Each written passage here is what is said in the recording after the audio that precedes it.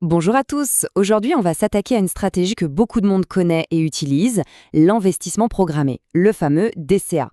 Le principe est simple, on met la même somme à intervalles réguliers. Mais est-ce qu'on ne pourrait pas rendre cette approche un peu plus intelligente? Voilà la question qui tue. On nous rabâche d'être régulier, d'être constant, et c'est une excellente base. Mais est-ce que ça veut dire qu'on ne peut pas faire mieux? Est-ce que le mode pilote automatique est vraiment la meilleure option? C'est ce qu'on va creuser ensemble.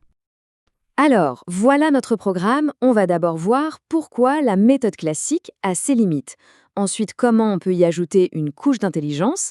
Puis, on passera au concret, la boîte à outils, des exemples pratiques.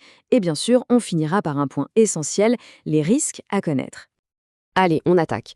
Pourquoi est-ce qu'une stratégie aussi simple et recommandée que le DCA classique pourrait, ne pas être si parfaite que ça? Rappelons juste le principe de base, que tout le monde connaît. Le DCA classique, c'est simple. On investit une somme fixe, tous les mois par exemple, sans se poser la moindre question sur le prix du marché. C'est génial pour lisser son prix d'achat et surtout pour éviter le stress de devoir deviner le bon moment pour entrer.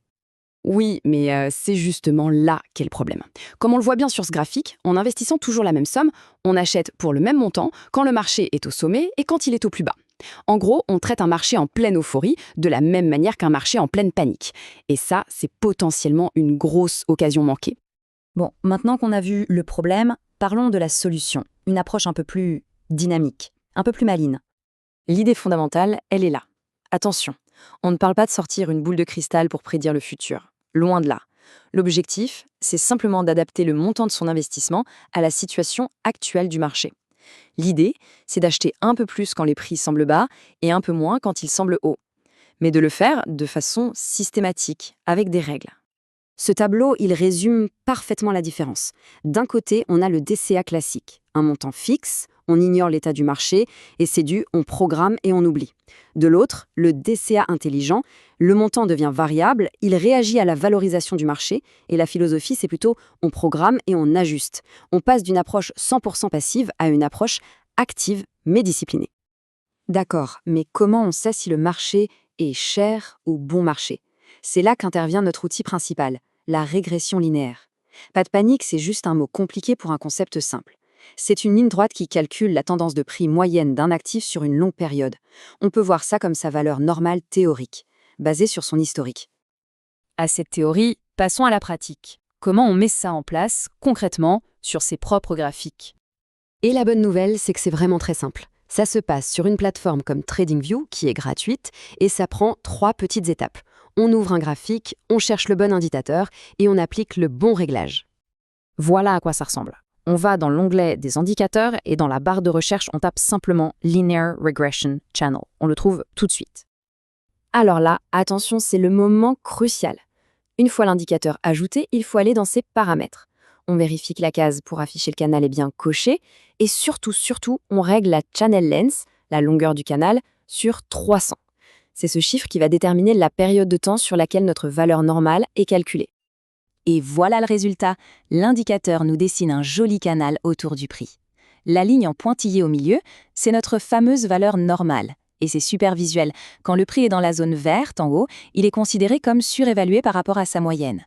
Et quand il est dans la zone rouge, en bas, il est considéré comme sous-évalué. C'est aussi simple que ça.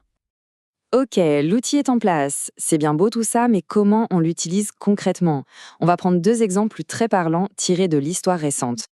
Premier exemple, on s'en souvient tous, mars 2020, la crise du Covid, les marchés s'effondrent. Sur le graphique, on voit le prix qui plonge violemment dans la zone rouge, très loin en dessous de sa ligne de valeur normale. Qu'est-ce que la stratégie nous dit de faire à ce moment-là? Le calcul est assez simple.